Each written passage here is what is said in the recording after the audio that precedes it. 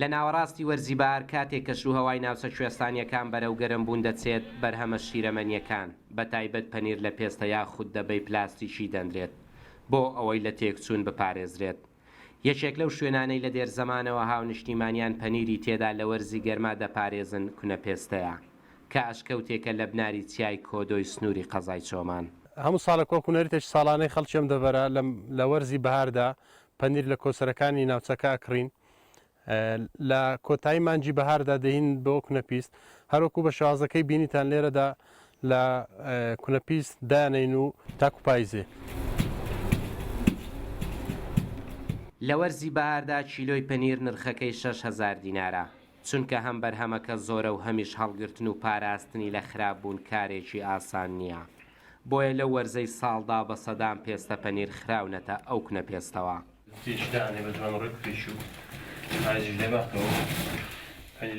دوای تێپەڕبوونی وەرزی گەرما و هاتنی وەرزی سەرما و سۆڵا کاتی هێنانەوەی پەنیر دێت و ئەو کەسانەی پەنیریان بردۆتە کونەپێست دووبارە هەمان ڕێدەگرنەوە بەر بۆ هێنانەوەی پەنیرەکانیان. کاتێک هاتین بۆ وێنەگرتنی دانانی پەنیر لێرە بەفر هەبوو، ئێستاش بەر لەوەی بەفری کۆن بتوێتەوە بەفری نوێژ باریوەتەوە.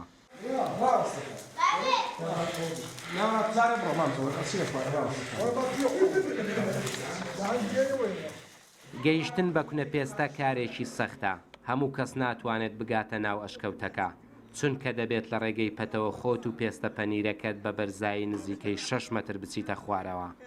کونەپێست لە دوو بەش پێک دێت وەک دوو ژووری گەورە.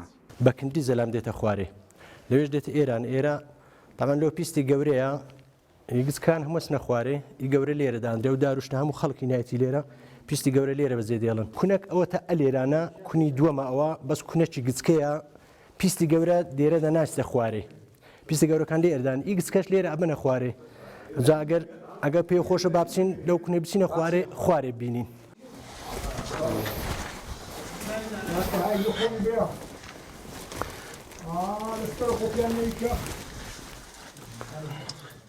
ئەوە کونی دووەمە پیستە گچکەکان هەموو دێنە ئێرانە.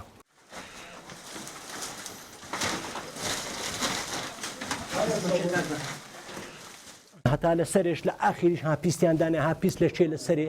لە دێرزەمانەوە ئەو ئەشکەوتە لە وەرزی گەرما بە سەدان پێستە پەنیری تێدا هەڵگیراوە، هەر کەسە و نیشانەیەکی لە پێستەکەی کردووە بۆ ئەوەی لە کاتی برنەوەی پێستەکەی بناسێتەوە. تا ئێستاش پەنیری کەسون نەبووە و نەبردراوە. ئەو خەڵکە هەر کەس بە بەش حاڵی خۆ پیستی و پەنیری خۆدینی دیان دەبەبی ناوینە خۆ لەسەر نووسین یان لەسەر تەلیسەکە نیشانەی هەیە وێ دێخن.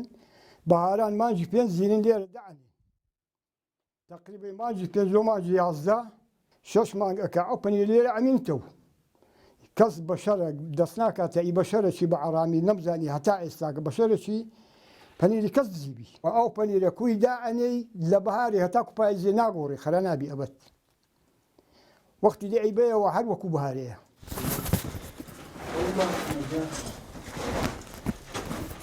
تەنها هاونیشتیمانیانی ناوچەکەنین کە سوود لە کونەپێست وەردەگرن.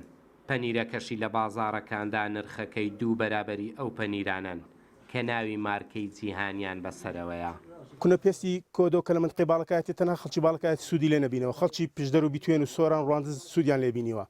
لە ڕووی کوالیتیەوە ئەگەر باسی پەنیری ئەو کونەپێستە بکەین، ئەگەر ئەوەکو بیستمانە کە بەناوبانگترین پەنیری جیهانی ئەوڕۆ کە باشترین مارکەیە چیلۆکەی دەگاتە 12,000 لە بازارەکانی هەرێم. بەڵام ئەگەر پەنیری کونەپێستی کۆدۆ بوو بە عەرزی بکەی لە بازاردا چیلۆی بەرز دەبێتەوە بۆ نزیکەی 30,000 دینار کە ئەمەش نرخەکەی دوو بەرامبەری ئەو پەنیرە عالەمیەیە.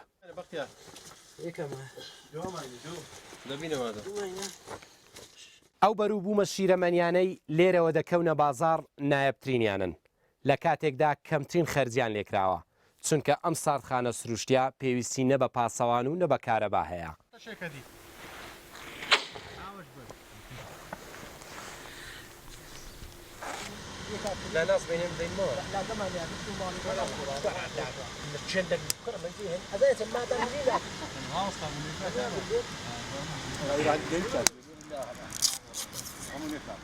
پەنیری کونەپێست وا ناوبانجی هەبێت و لەو سروشتە دڕفێنەش بیت، دەبێت پەنیرەکە شتام کەیت و بڕێکی لێ بخورێت.